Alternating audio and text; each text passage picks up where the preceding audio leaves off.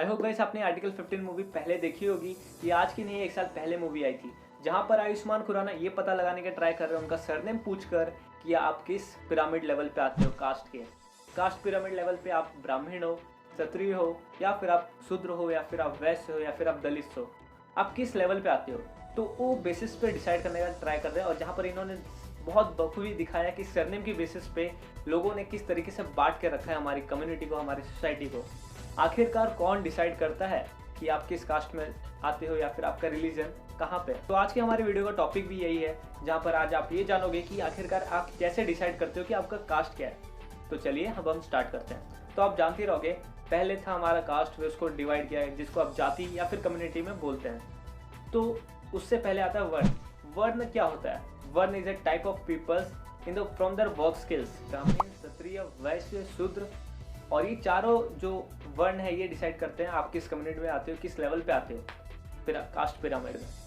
तो इसी के चलते कास्ट में हमारी सोसाइटी में काफ़ी ज़्यादा डिस्क्रिमिनेशन और इनइक्वालिटी बढ़ चुका है। लोग जो जिस सरनेम के बेसिस पे डिसाइड करते हैं कि अगर आपका जन्म हुआ है किसी ऐसे सरनेम की फैमिली में तो आप शूद्र से बिलोंग करते हो, या फिर आप क्षत्रिय से बिलोंग करते हो। अगर आपका ब्राह्मण फैमिली में जन्म हुआ है तो आप ब्राह्मण के फैमिली से बिलोंग करोगे।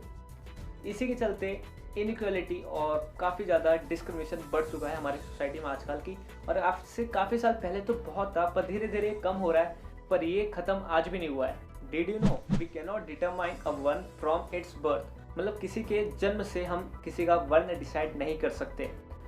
ये मैं नहीं कह रहा हूँ, ये भगवत गीता में 18वें अध्याय में कहा गया है, जहाँ पर कृष्णा अर्जुन से कहते हैं कि अर्जुन आप जानते हो जो सोसाइटी है, जो यहाँ पे लोग अलग अलग काम करते हैं, जो कास्ट है ब्राह्मण, क्षत्रिय, वैश्य, शूद्र, ये किस बेसिस पे डिसाइड किया गया है? इन्होंने कहा था ये नेचर के बेसिस पे डिसाइड किया है, गुण के बेसिस पे डिसाइड किया है कि एक पर्टिकुलर इंसान का क्या गुण है, उसके अंदर क्या स्वभाव है, किस नेचर का है, उसके बेसिस पे उसके काम को डिसाइड किया गया है और उसका कास्ट डिसाइड किया गया है। इवन इन महाभारत शांति पर्व में भी ये बताया गया है कि इंसान को डिवाइड किया गया है, उनके कास्ट को डिवाइड किया है as per their attributes, as per their gunas. So what is gunas?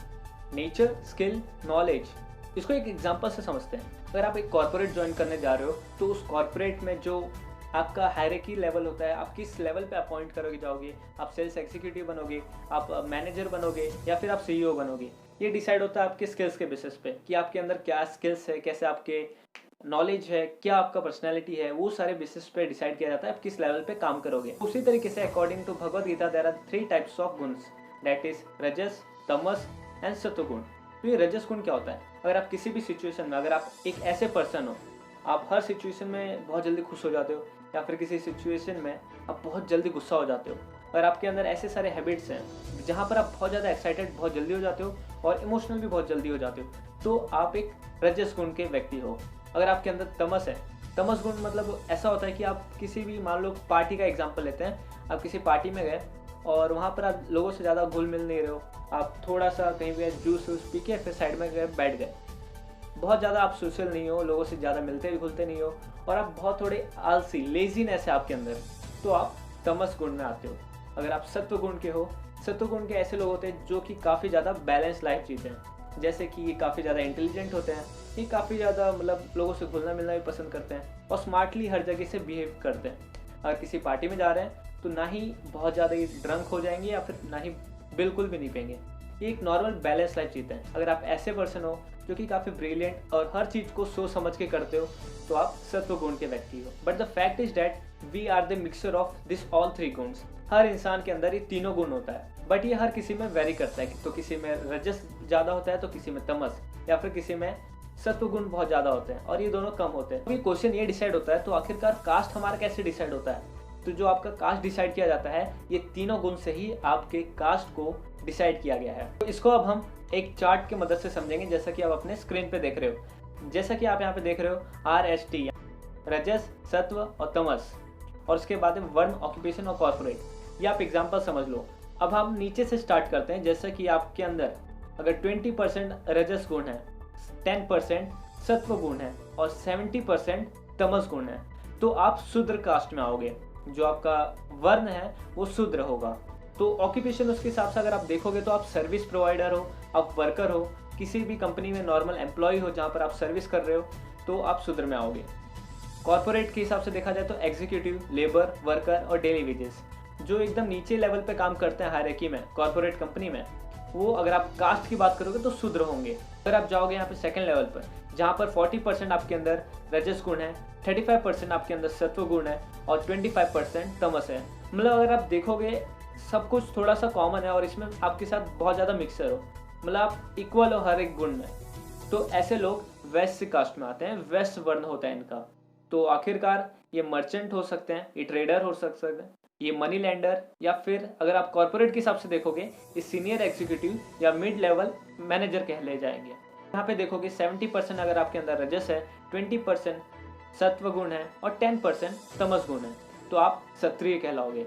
जैसे कि बहुत ज़्यादा रजस गुण अगर आपके अंदर ज़्यादा है तो आप बहुत ज़्यादा एक्साइट हो जाते हो, बहुत ज़्यादा पैशनेट होते हो किसी भी काम को लेकर, और आप बहुत जल्दी गुस्सा हो जाते हो या फिर बहुत जल्दी दुखी हो जाते हो, बहुत ज़्यादा उत्साही हो जाते हो।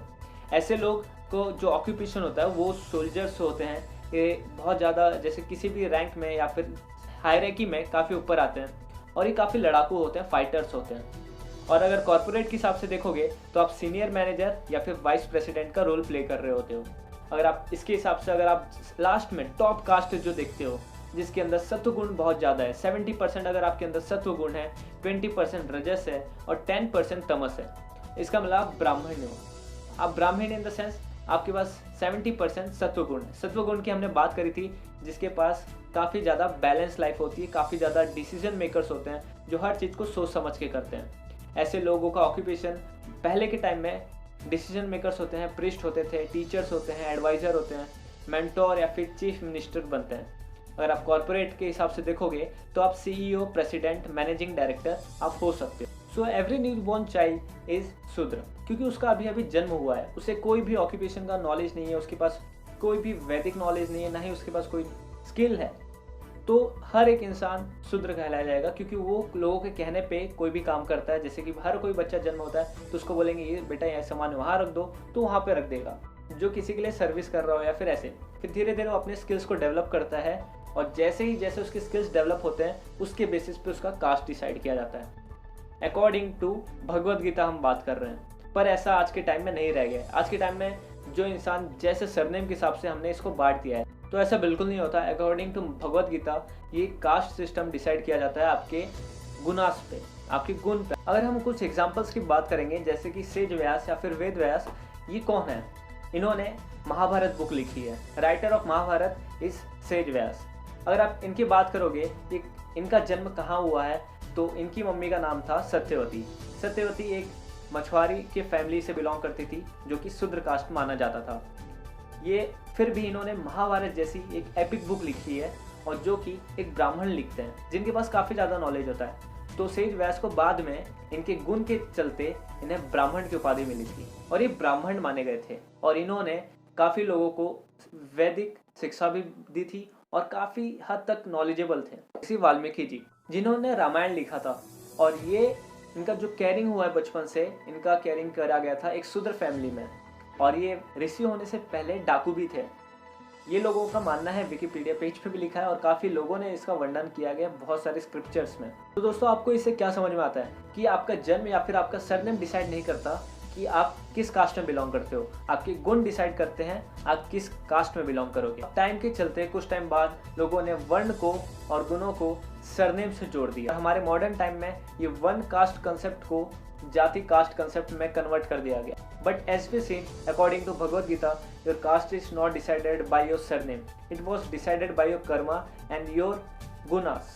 अगर आपके अंदर अच्छे गुण है, अगर आप अपने आप को डेवलप कर रहे हो, स्किलफुल कर रहे हो, तो उसके बेसिस पे आपका कास्ट डिसाइड होता है। आई होप आपको ये वीडियो समझ में आई होगी, आपको नॉलेजेबल लगा होगा, आपको कुछ पॉइंट्स क्लियर हो रहे होंगे। अगर आपको लगता है ये वीडियो को शेयर करना चाहिए तो आप हर ग्रुप में शेयर कर सकते हो, व्हाट्सएप के, फेसबुक पे शेयर कर सकते हो। अगर आपके पास टाइम नहीं है तो आपके किसी एक फ्रेंड को जरूर शेयर कर दीजिएगा।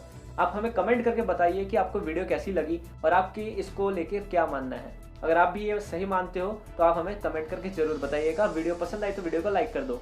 आपको ऐसे और वीडियोस देखना पसंद है तो आप इस चैनल को सब्सक्राइब कर सकते हो और बेल आइकन को प्रेस कर लो, ताकि फ्यूचर में आने वाली वीडियोस आपको मिलते रहें। तब तक मिलते हैं नेक्स्ट वीडियो में। जय हिंद, जय भारत।